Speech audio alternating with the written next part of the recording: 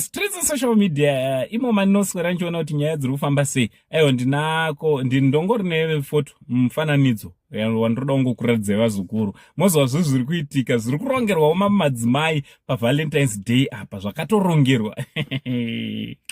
Handiti musapinde pressure wazukuru, musapinde pressure. Handiti asi chekutanga subscribe, turn on your notification bell so that every time I upload a video you will be notified. Chito zviri kudi kuweza kwamuri vazukuru vasekuru Saint. Aiwa ndichikutenda ine support yamunotipa pano pachannel penyu, basa richienda mberi.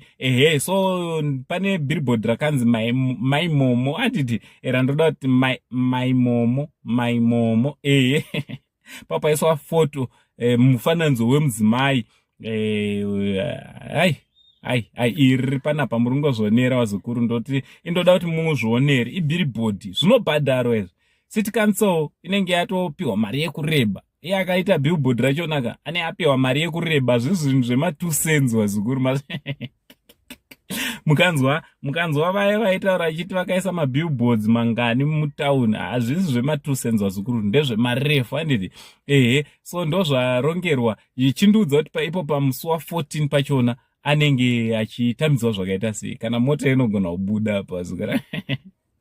But musapiwe pressure nezvinhu zvakadai, ende mabillboards akadai ari murodhika kuitira kuti vanhu vakawanda vaone. Imuchidarika nepo mazviona mobva matotanga kutoita BP murume nemukadzi. Aiwa itai zvinhu nepese yenyu. Handiti after all Valentines hatitoziva kuti chifu saite pressure nezvinhu zvisina basa. Inini pandandiri married wazukuru, even if my ex anokuudza kuti handinombobvira ndakacelebrate chinonzi Valentines Day, handina. But ndaigara ndichimuudza kuti every day is a Valentine. It's a Valentine's Day kwandiri. Kumuda every day. You don't need a day rinomirira kuti uzoappreciate munhu wako. Zvakanaka. Asi ngazvive zvemazuva ese, kwete kuti mongonzi for such a day ndo ramongoita izvozvo. Aiwa musagadzirwa chinhu chinonzi love achiche kugadzirwa zuva. Nditi ndo zvandandouyezokuzivisai vazukuru nekuratidzai. From Ango Sign, the only Zimbabwean Ango, ndichiti much love.